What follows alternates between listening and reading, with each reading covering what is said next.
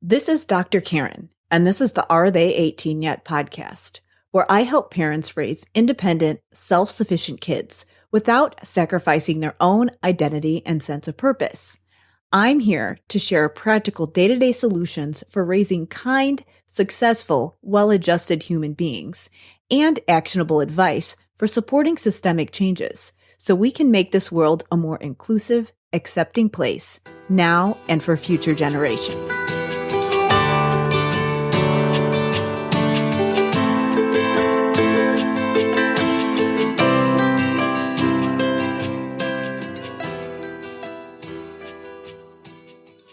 Hi, everybody. It's Dr. Karen, and this is episode 15 of the Are They 18 Yet podcast.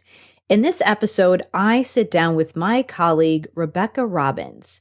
Rebecca is a speech-language pathologist who specializes in working with autistic individuals, particularly really young kids. And she has a lot of experience working with kids who are nonverbal and working with families to help not just facilitate speech development, but also language. So if you have a child who is not talking or is not necessarily progressing at the rate that you expect them to, and you're wanting to know how you can help them expand on the language that they know and help improve their communication skills in the home, this episode is a must listen. And if you have a child who maybe doesn't have any particular diagnoses and you just want to know how you can support your child, how you can push them without making it frustrating for them, and how you can encourage them to grow in a healthy way when it comes to their speech and their language development, or if you know someone who has a child who maybe has a diagnosis, maybe they have been diagnosed with autism, maybe they've been diagnosed with something else that impacts their ability to acquire speech and impacts learning and cognition, then this episode is going to be really helpful. Rebecca shares a lot of really practical real-life examples about how to help get kids engaged in learning, how to improve their ability to attend, even if they aren't able to attend for 1 minute at a time. She gives some really great examples about how to help motivate kids and get them engaged in their learning and communication. And also, she gives some really helpful tips for how to encourage your child to speak or use any type of functional means of communication, even if they aren't talking or if they're not talking as much as you would expect them to. And you just want to know ways that you can play with your child, engage with your child in a way that helps to move them along when it comes to their development. Before we get started, I wanted to share a brand new resource that I have for parents called the Time Tracking Journal that's designed to help parents help their kids become more organized and responsible. The Time Tracking Journal is for you if you have a child who gets easily overwhelmed by any type of task that is challenging to them, something like homework, chores, or even getting themselves ready in the morning, maybe even cleaning their room. If they tend to procrastinate, if they tend to dig their heels in and sometimes seem like they aren't sure where to start, and you're not really sure if it's an issue of motivation, if it's that they aren't sure what to do, and you're just struggling to figure out how to support them, I walk through an evidence-based strategy for supporting your kids through those types of tasks in the Time Tracking Journal. To grab this journal, all you need to do is go to drkarendudek-brannan.com/time journal, and you will be able to sign up. Again, that's drkarendudek-brannan.com/time journal to grab that resource. So now let's get to the interview.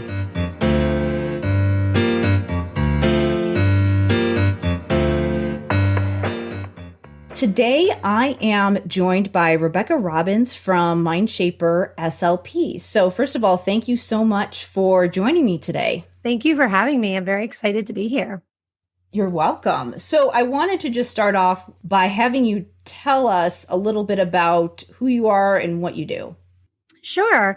I am a speech language pathologist, and I primarily have focused on the bulk of my career in working with children with autism spectrum disorder. And I recently, in August of 2019, decided to resign from my full time job at a school district and go full time with my private practice that I had been building on the side of my full time jobs for the few years prior, Mindshaper SLP, with a focus on parent training as well as the direct therapy that I do with my students with autism. Because I really always loved over the course of my career the work I did in early intervention. And I loved how when you were working with an EI case that you were in the home and the parent was down there on the floor with you, and you really had the opportunity to train the parent to do what you do after you leave. And the results were just so great in early intervention. And a large part of that, I believe, is because of that parent training component. And over the course of my career, I realized that that parent training component kind of goes away as the kids get older. And I know that especially with the autism diagnosis, the need for the parent training doesn't necessarily at the parent training at home doesn't necessarily go away, and there weren't many resources out there available. So one of my goals and aims with Mindshaper SLP is to eventually build an online parent training platform for families that have autism in their families.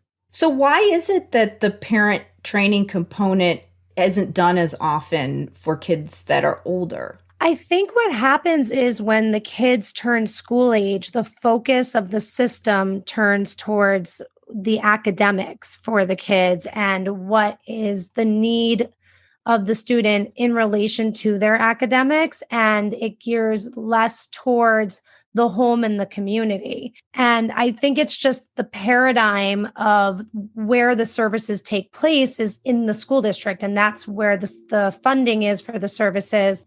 The focus of services is primarily with the schools providing it. Mm-hmm. And there just aren't enough community resources available right now to get that funding support as well outside of the school day. And I think the other thing is autism really, and especially like Asperger's syndrome, which is no longer actually a diagnosis, but it was only like really in the 90s that this started becoming more of a prevalent diagnosis. And I just don't think that the realization of the need for parent training has been around. It's just starting to come around that there is really a need for it. When you work with parents or when parents come to you for your private practice or when you are doing early intervention or even in the schools, what are the things that parents are wanting help with? I did a lot of work in the preschool age group and early elementary school. And I worked at a private school for kids with autism. And then in the public school, I was in a K-2 life skills program. So I was working with kids that had a high level of need. So really, it was just a matter of how do I get my kid to talk? Or I don't know how to help my child when they're crying. And how do I get them to say more things? But from a parent perspective, it was really just how do I get my kid to talk, you know? And a lot of my students, not a lot of them, there was a percentage of them that were nonverbal that I also over the years have developed a therapy protocol that I would use with these students that would come onto my caseload being nonverbal or minimally verbal. And I would really make sure that I was sending all the materials that I was using in my therapy room home to the parents so that they could use them as well. And also, one of the benefits of the fact that we have all this access to technology now, a lot of my nonverbal students would have communication devices on iPads.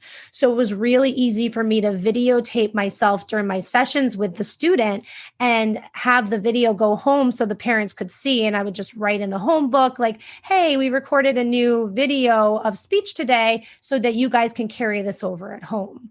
So you had a mix of students who were using alternative means of communication, and then also were you also working with kids who were verbal, that were in the academic curriculum and at a different level? Yes, absolutely. Yeah. There was the whole broad range of the spectrum that I was working with for sure.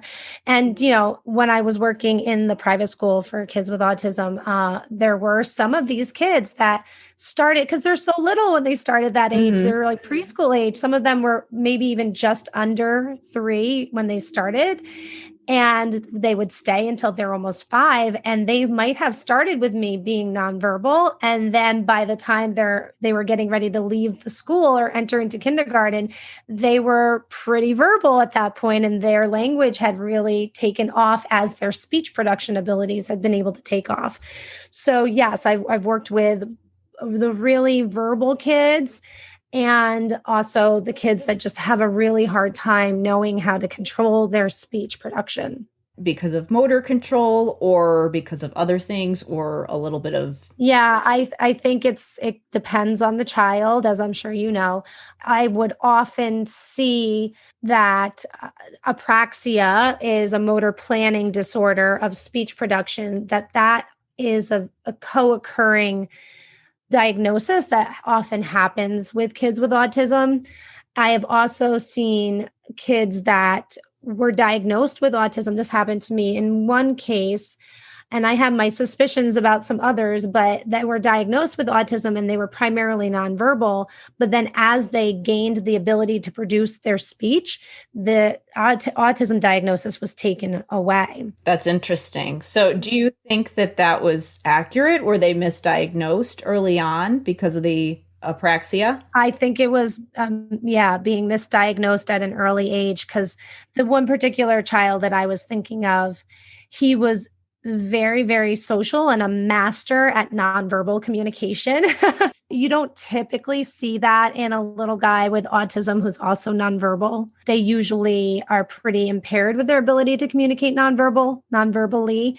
He was Mm-hmm. very engaged socially and very good with the nonverbal communication. And I had a grad student that I was supervising at the time, and we were baselining his skills at the beginning of his therapy. And we showed him a picture of a banana, and he pantomimed peeling a banana and then acted like a monkey.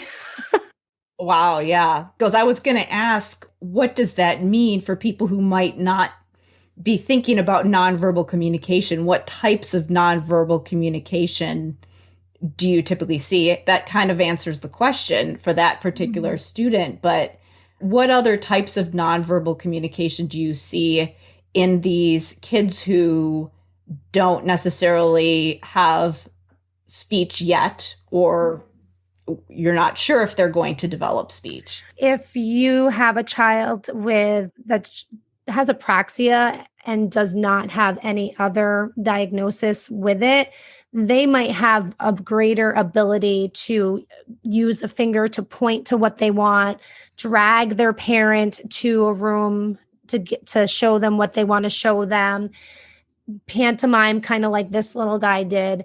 They might have more of those nonverbal skills. But when you're talking about a child who also has a diagnosis of autism, they're going to be a little more limited in their ability to use nonverbal communication. But you can see pointing, also see them pulling on mom and dad. You could see gestures of reaching their hands up if they want to get picked up, kind of like you would see a baby before they develop their ability to talk. And also crying and tantruming and behaviors, or, it's their way of communicating to their parents what they want or what they're not getting because they are at a lack of a functional way to do it. And so it sounds like what you're saying is that there are, and I want to circle back to explaining what apraxia is, since I know that there might be some parents listening that want more of an explanation. I know that therapists who are listening might know. But when you're saying that there's a difference between a child who has an autism diagnosis and another diagnosis that impacts motor planning, And then you have another child that just has a diagnosis that impacts motor planning, that the kids who have autism as well, the nonverbal behaviors are things that are a little bit harder for them to pick up on. But it's sounding like what you're saying is that we can still teach that. It's just not something that they might automatically pick up on their own. Yes. So I'm going to just kind of back up right here. And since your primary audience is parents, I want to just make sure that everyone is very clear that there is a difference between speech and language. Speech is your body's actual motor ability to produce speech sounds. That's what speech is. And language is your ability to express your thoughts and ideas, the rules that govern how those sounds are put together to form words, to form sentences and phrases. It's how well you understand what's being said to you. It's following directions. It's all the other stuff. That's language. When you're talking about a child that just has apraxia with no other diagnosis along with it, then that's really a disorder of their speech production. Whereas a child with a diagnosis of autism, that diagnosis is impacting their language skills. So the ability to initiate alone is typically impaired with a child with autism, and they typically tend to be more self-engaged, self-directed, rather than a neurotypical child that is their brain is primed and wired for socialization. A child with autism, their neurological system is not wired in that same way. So when you're working with families, and I think that that's one thing that is a common question, is just the difference between speech and language and how they go together. So what you're saying with apraxia, it's a motor planning disorder that is impacting speech, but the other things that we've been talking about impact language. When you're working with parents, when you have a child who isn't talking a lot and parents are concerned, they're not really sure what to do, how do you navigate figuring out where to go with that? I mean, because I know that a lot of parents, and I've experienced this as well, is that some parents are like, well, I really want them to talk, which obviously, that that's one of the obvious things that people think about when we think about communication is speech.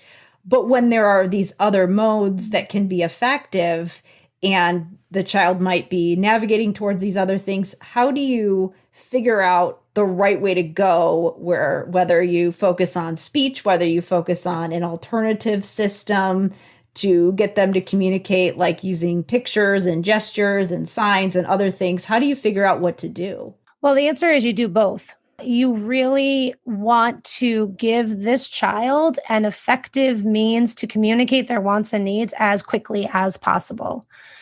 So requesting, asking for what you want, and especially what you're motivated to have, as opposed to just like requesting a fork because you need to eat food, is a little different than saying, I want the cookie, So targeting, requesting first and foremost is very powerful. So if you can give the family a way for their child to be able to ask for the things they want and need, whether it's by teaching sign language, if that's accessible to the child, using pictures, but you can just use visual cues that the child points to, or there are more dynamic and robust electronic communication devices that show up as iPad apps as well. But it doesn't have to be the fancy communication app with all the bells and whistles at first. It just needs to be something, or it could be something as simple as teaching the child to point, because maybe the child doesn't even have that just yet. So we always start by figuring out exactly where the child is. And then that kind of helps us determine what the next steps would be. So if it's a child that is pointing for what they want and they are dragging mom into the kitchen for what they want, okay, great. That means that he already knows communicative intent is what it's called. He already knows that if I want something, I need to communicate somehow to this other person to get it. So that's step one. and sometimes you have to teach that. And then step 2 is the giving them the effective system or means in which to get the message across. So maybe it is telling the family, we're going to put a bunch of visual cues up around your house. So when your child wants something, they can point to the picture of what they want. Or if the child is more advanced or maybe even a little bit older in age, then maybe a more dynamic system like an iPad app is the right answer for that child. But then in the meantime, you're also continuing to work on the child's speech production abilities. But the thing about it is that's a marathon, not a sprint. So we don't want to focus purely on the child producing speech. And in the meantime, leave them hanging with no effective means of communication at all. So we really have to focus on both at the same time. Do you ever experience where people are focused on the child communicating in a specific way and missing other things that might indicate progress? It's possible. So for instance, if you have a nonverbal child and you're bouncing them on your lap, playing some sort of bouncing game, and you stop and the child starts bouncing their body, a parent might miss that that's communication and that that's their attempt to initiate saying again, more. And they might be saying to the child, more, say more, which by the way, don't teach your child more because then you won't know what they want more of. Teach them the actual word. So bounce, yeah, let's say, good. Yeah, bounce. So like bounce, say bounce, bounce. So maybe in that instance, they might miss the fact that the bounce of the body was the initiation of the communication. And then they're focusing more on the speech production. So it depends on what level the child is at as to whether or not you would accept them moving their body as the initiation of the communication, or if you do want to push a little further to get that higher level of requesting. Because if you're just starting out with your child and they have very limited ways of communicating, they're basically have no speech production, you want to praise that movement of the body that's saying, bounce me more, mom, because that's going to start teaching them that communicative intent that we just talked about. And that we need our kids to have that light bulb moment of, oh, when I communicate, things happen in my world. I get what I want. Mom does what I want, because that is what creates that internal motivation for them to continue to try and communicate in other ways. Yeah, that makes sense. How do you tease out when to accept a certain level of intent versus maybe pushing them or moving them along to that next level? I think it's dependent on the things you've been working on. So if you've been playing that bouncing game with your child for a while, and you now know as the parent, when they bounce their body up and down, that means they want to do it again. And that pattern has been established and the child is easily and readily doing it, it's time to take it up a notch. So basically, it's when you're working on a skill and all of a sudden it's that skill becomes really easy for the child's generalizing that skill to other people or other contexts. That's an indication that, okay, now we can try to take it to a new level. What does it look like when you challenge them to move to that next level? How do you do that? What I try to do in my therapy, let's just stay with that bouncing on the knees example. I will be, while I might not be requiring the child to say bounce, I am providing the model the whole time. So while they're bouncing on my lap, I'm going bounce, bounce, bounce, bounce, bounce, bounce. Mm-hmm. And then what happens is now you're seeing that they bounce their body up and down, and you're like, oh, you want to bounce? Yeah, bounce. Can you say ba, ba, ba? And see if they can imitate the sound. Or you could even try with the word, can you bounce? Say bounce, bounce. And if they give any attempt towards saying the word, yeah, here we go, bounce, bounce, bounce, bounce, bounce, stop and pause.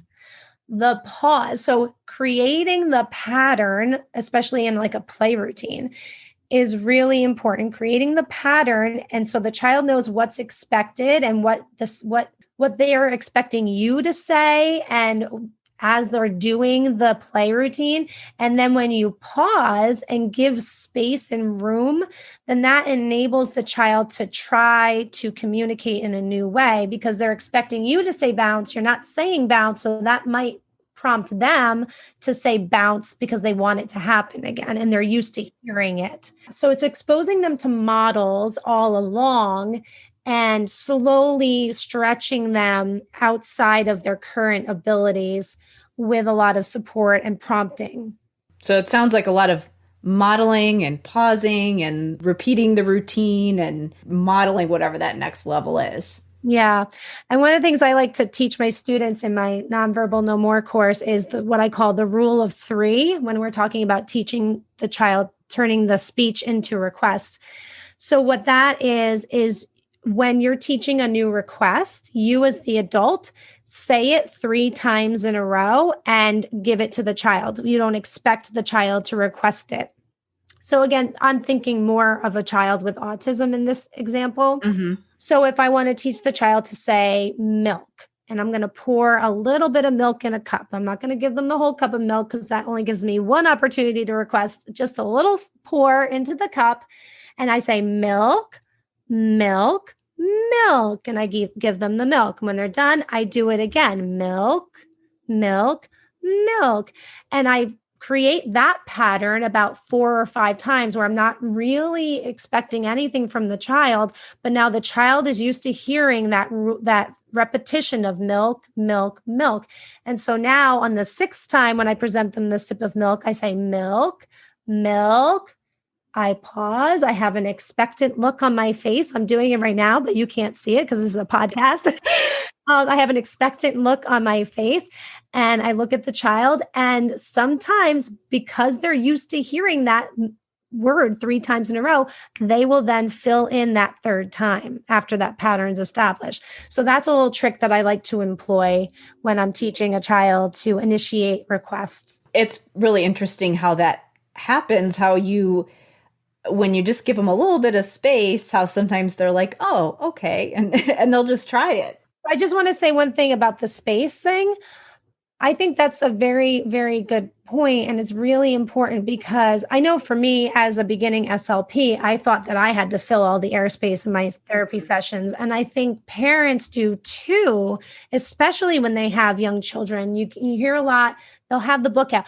What's this? What color is that? What's the cow say? Da, da, da. Like they're fire. It's almost like the kids are being constantly quizzed. Yeah. And it's a lot more valuable for the kids rather than asking them a bunch of questions that you know the answer to, just commenting, oh, I see a cow. And then pause. I see a pig.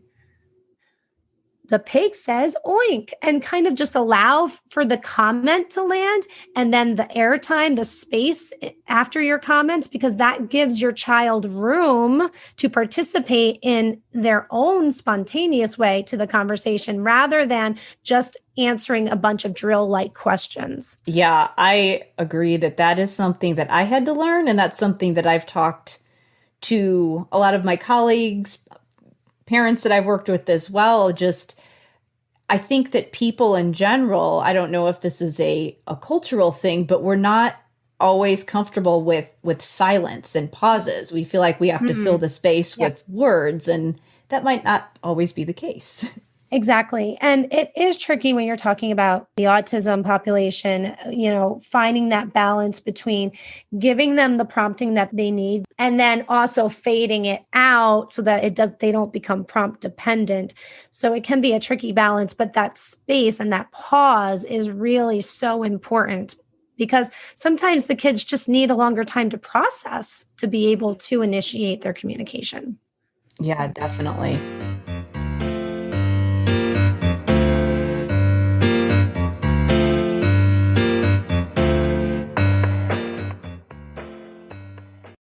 I'm going to take a quick break to talk about a brand new resource I have for parents, and then we'll get back to the interview. Everyone knows that homework isn't a kid's favorite thing to do, But wouldn't it be nice to get through the day without meltdowns and power struggles? For a lot of parents that I work with, it starts in the morning as they're trying to get everyone out the door on time and then continues throughout the day as clutter is piling up in every corner of the house. But when it's time to get homework done, that's when the daily arguments really start. And sometimes kids are willing to spend more time arguing than actually getting their work done, which makes it really hard to enjoy the evening as a family or as a parent have time for self-care after everyone goes to bed. So if this sounds familiar, you're certainly not alone. In my time as a pediatric speech pathologist supporting students with diverse learning needs, I have heard these things from a lot of the families that I've worked with. But what a lot of people don't realize is that things like defiance, refusing to do work, avoidance, procrastination, lack of motivation, focus and effort, or just overall underperforming when it comes to homework and schoolwork, a lot of these things are symptoms of a bigger problem. And procrastination is often a sign of a skill-based issue that impacts many highly intelligent people. Which means if you have a child who does tend to procrastinate, it doesn't mean that they have a behavior problem or that they're lazy. It simply means that they might not have the right skills to know how to get that task done. The good news is that when you address the root cause with the right strategy, it's possible to help kids keep track of their things, pay attention to details, become aware of deadlines, start and finish tasks in a reasonable amount of time, or to be able to sense how long tasks will take so that they can plan ahead. And most importantly, experience some success so they can envision themselves being successful again in the future. That's why I've created the Time Tracking Journal.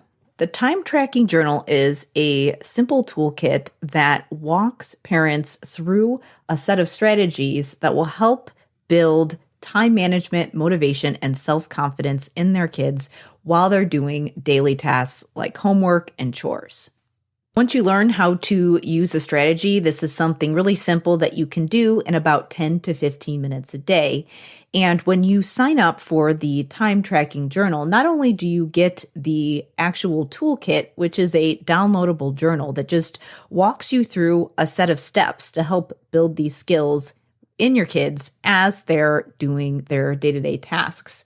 You'll also learn some strategies to help improve time management skills, to help kids understand how done looks, and to help kids get tasks done more efficiently and effectively and build critical thinking skills in the process.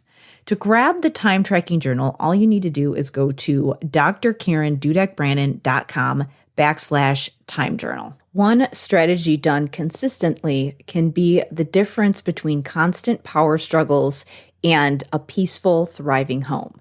And that's exactly what I show you how to do with the Time Tracking Journal. So just go to drkarendudek-brannan.com/time journal to check it out.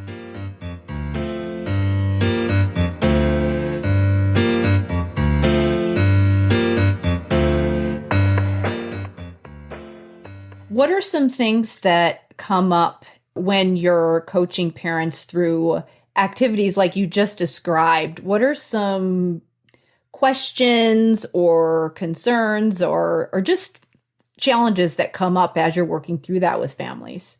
I think that sometimes parents just don't know how to play and be silly with their kids. I think that's probably one of the biggest challenges is they have to kind of learn a new way to interact and engage with their child. So again, like getting out of the habit of doing it for the child rather than letting the child struggle so that they need to initiate some sort of communication. So parents definitely don't like to see their kids cry. They don't like to see their kids struggle a little bit, but it's in that struggle that growth occurs and that they get that motivation to communicate. I'm not talking about, you're setting up some impossible scenario for your child and watching them. But, if they ask for a cookie, give them the unopened bag that they can't open. And now, guess what? They have to ask you to open it rather than just doing it for them.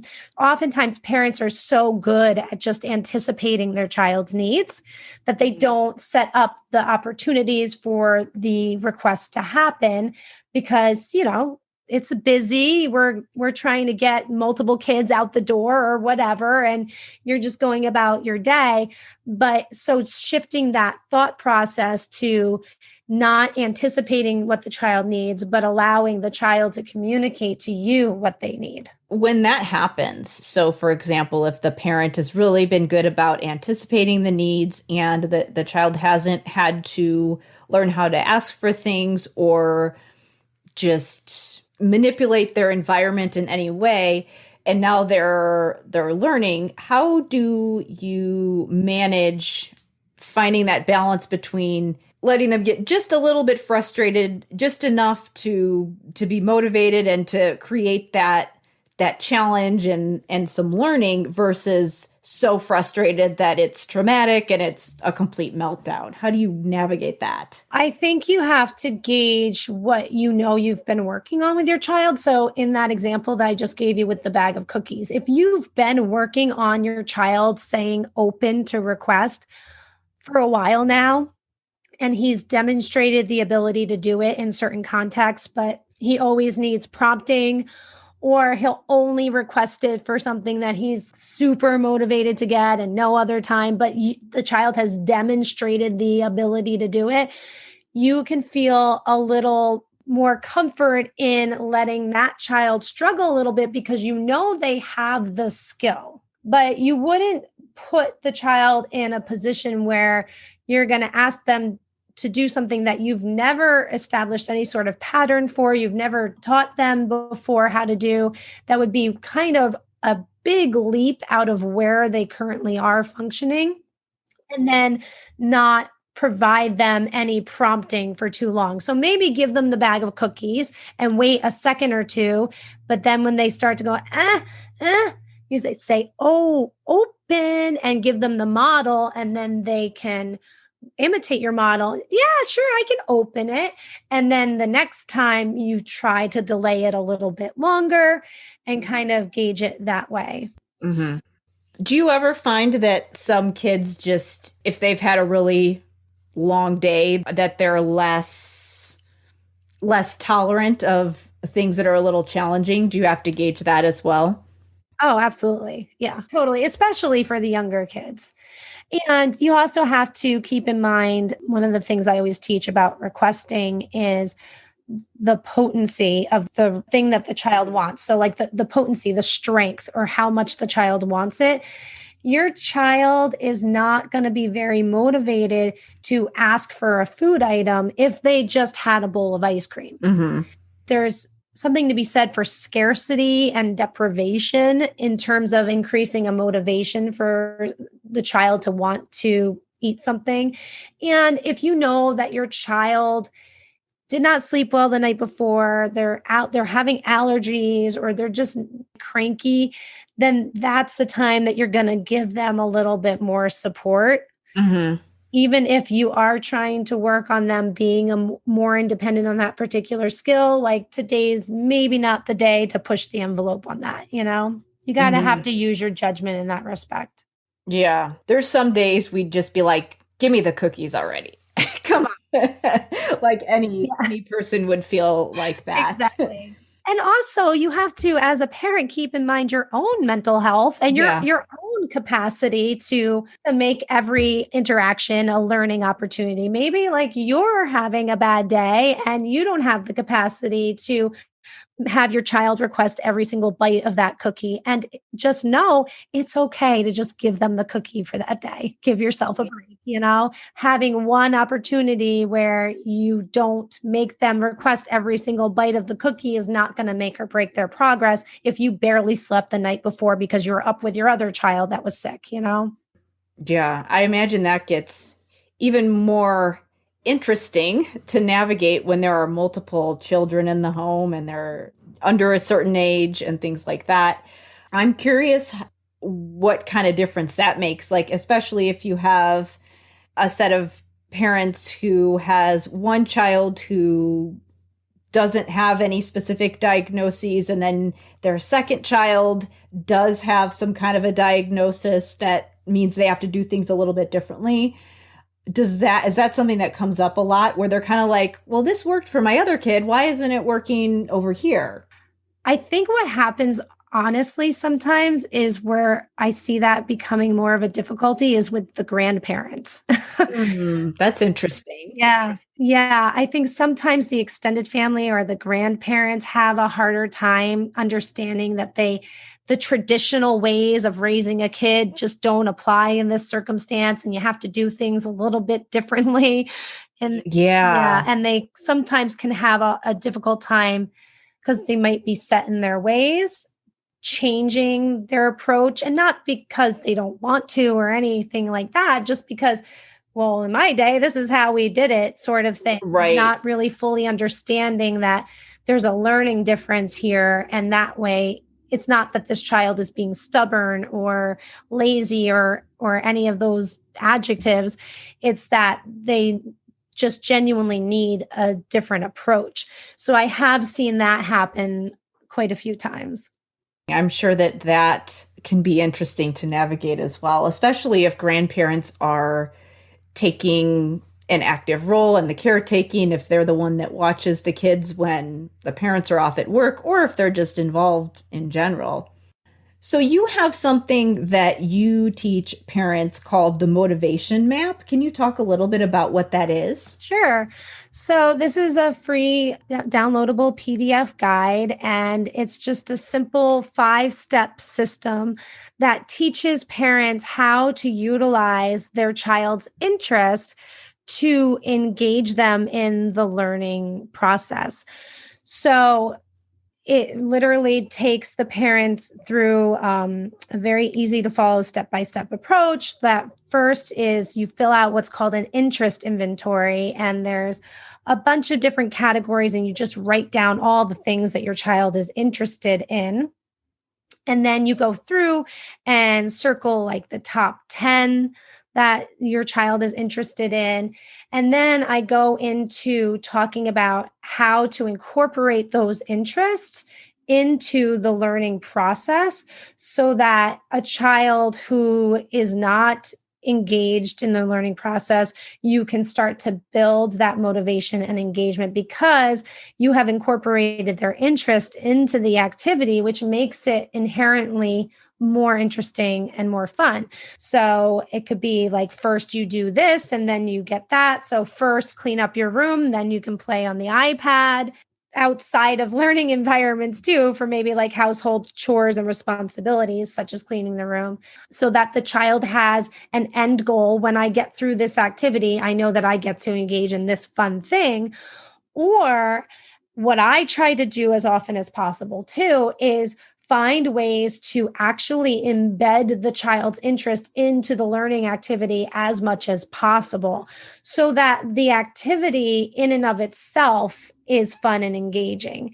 Because when the child is having fun and is interested in the activity, that means their attention is on the activity. And with attention, that's when we can really start to remember what we're learning and really process what we're learning. You need that attention to be able to really make progress with academic sorts of tasks or learning tasks or even therapeutic tasks like learning to label pictures or things of that nature. So an example of a time that I've done this, I had a child who was on the autism spectrum, and he was very active, did not like to sit still very much at all.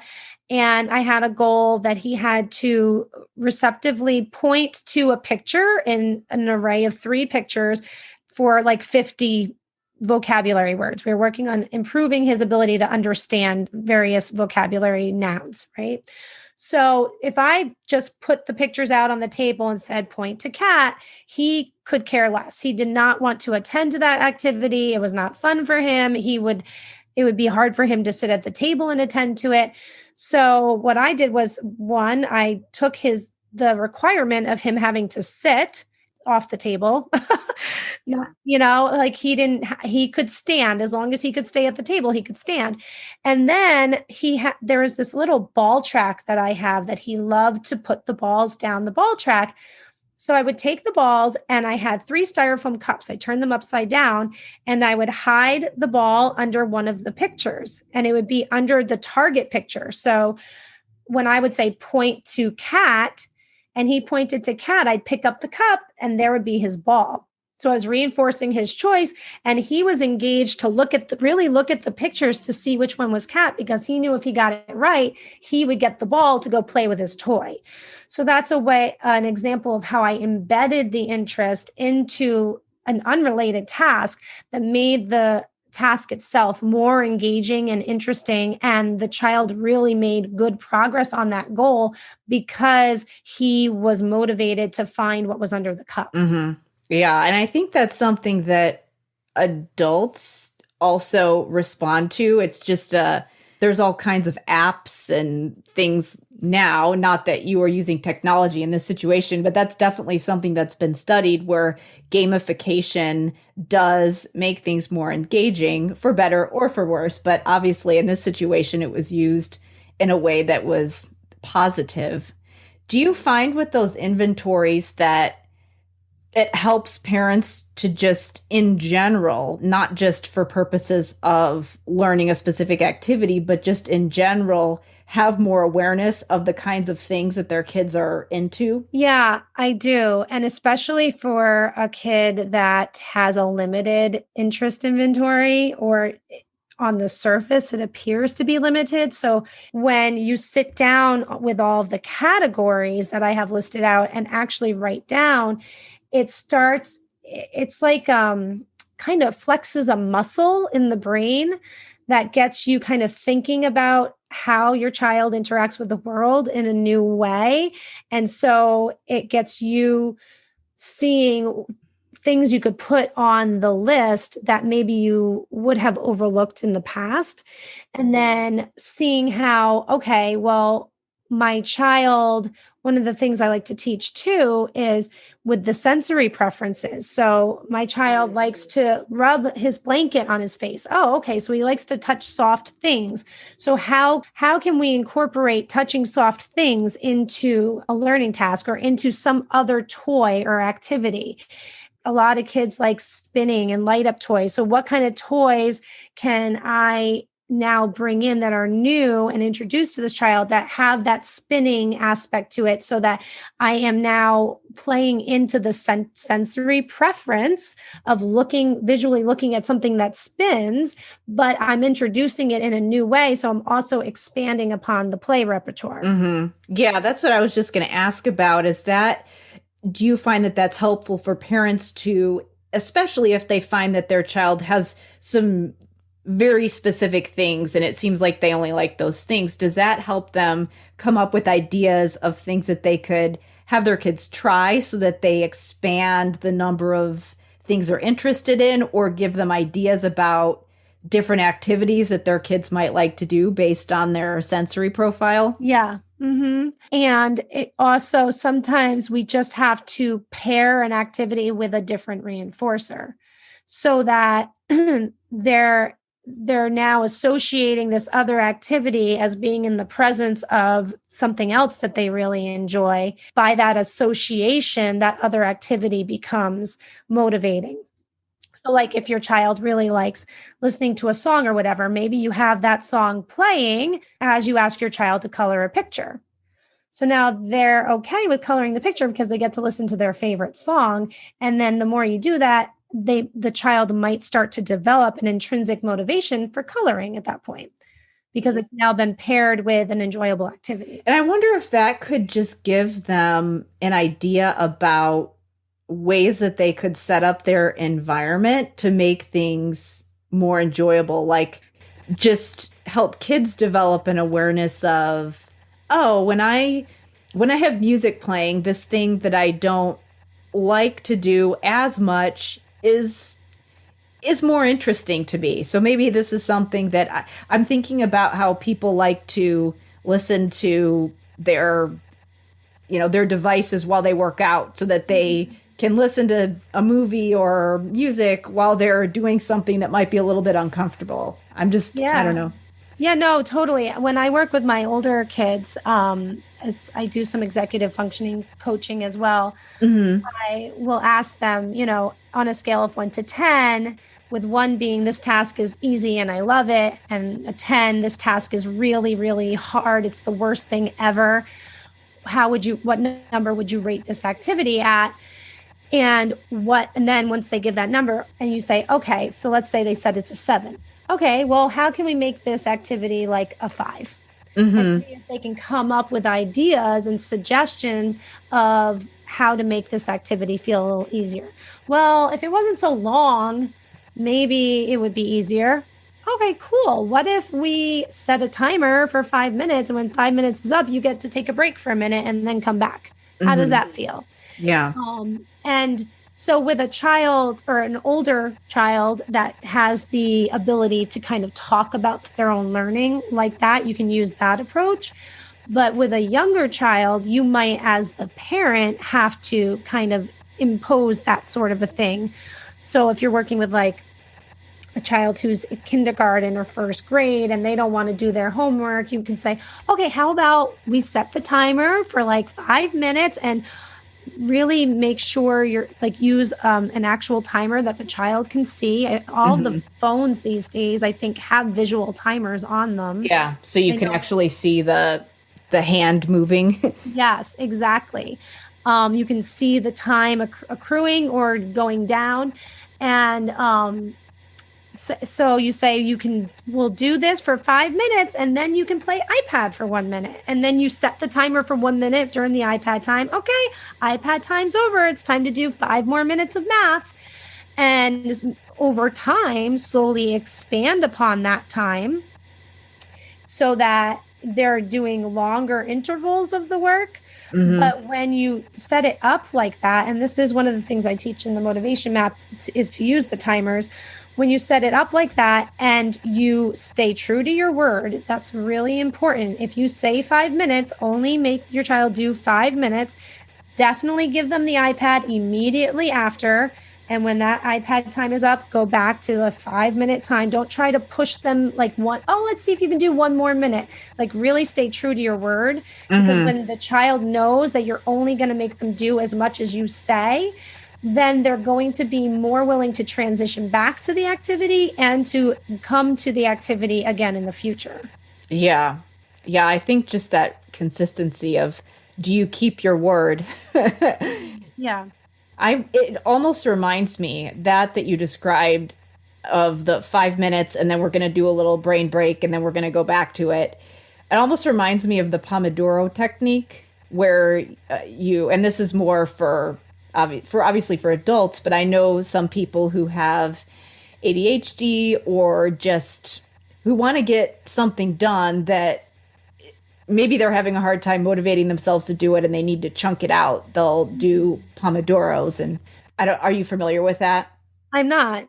It's a very similar thing, but it's that you just do things in time blocks and then you can take a break and you can come back. You do the activity for a set amount of time and then you set a timer. I think it's like something like 30 minutes, and you do on and off like that. And then for the off time, you just pick whatever activity that you want to do. And yeah, I mean, it's kind of a reinforcement, but it's also kind of like, all right, it's a brain break. So there's some purpose to it where it's, okay, I'm doing this to kind of get up, stretch, give myself a sensory break or whatever I need. And then I'm going to come back to it.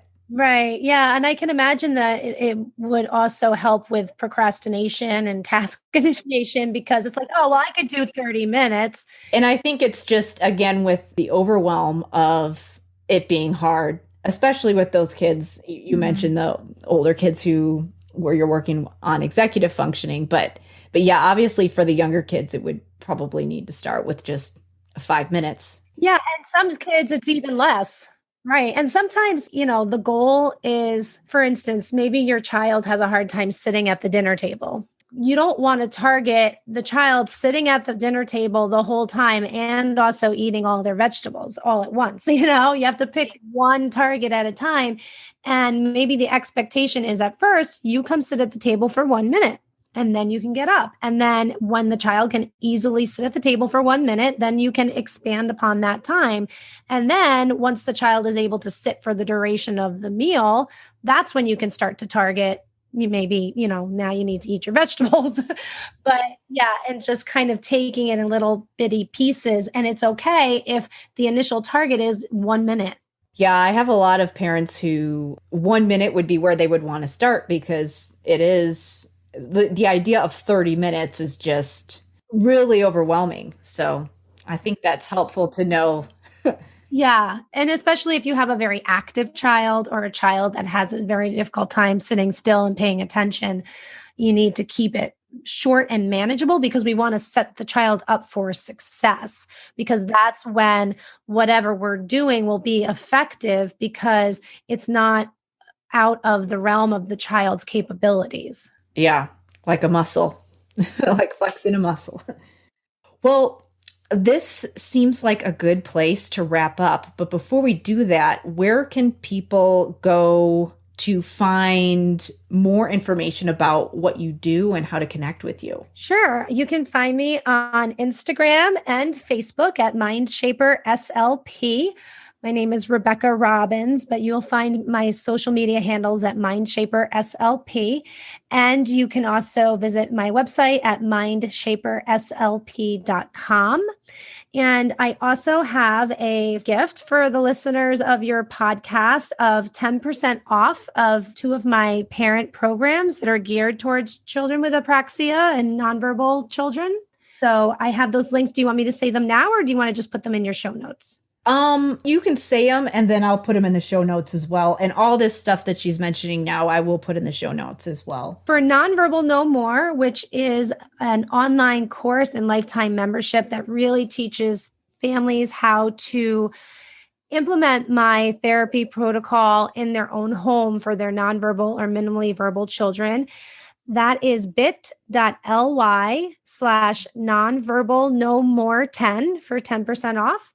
And if you kind of want to just dip your toe in the water of Nonverbal No More, I have the Your Child Can Say Sounds kits, which teaches my system of hand cues and just some of the basics of how to prompt speech sounds and activities you can use to promote different speech sounds.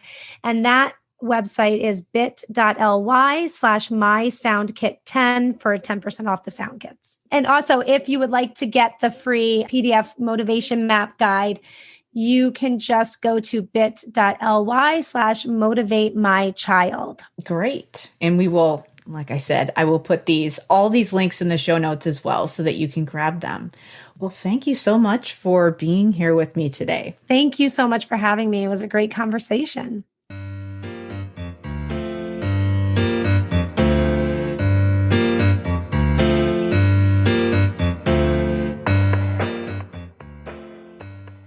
All right, this is a good place to wrap up, but I had just a couple housekeeping things before we end. First, don't forget to check out the time tracking journal if you want a tool to help you get through homework and chores with ease without nagging or bribes. If you struggle to get your kids to be independent with some of those day-to-day tasks that they may not like to do, but need to learn how to do in order to be independent people one day. And if you want to just have peace of mind that you're, number one, helping them build the skills now that they need to eventually be successful adults one day, and number two, a more immediate need to help you get through the day and retain your sanity at the same time. So to learn a simple set of strategies and get a simple tool that's going to help build the skills your kids need in order to be independent and organized and keep track of their assignments, just go to drkarendudek-brannan.com/time journal. Again, that's drkarendudek-brannan.com/time journal. Next, I wanted to remind you that it helps us so much if you leave us a 5-star rating and review on Apple. All you need to do is just search for Are They 18 Yet? And you can leave us a review. There's usually a big purple button that you have to click if you're on Apple that will allow you to leave a review. So that helps us to get the show in front of more people who need it. And also, I may give you a shout out on a later episode. Our featured listener review of the week comes from screen name Harper D. They say, excited about this podcast. As a mother of 3 and fellow SLP, I'm excited about this resource, a great listen for any parent. Thank you so much for your review. We certainly appreciate it. This is the Are They 18 Yet podcast. I'm your host, Dr. Karen. Thank you so much for listening, and I will see you in episode 16.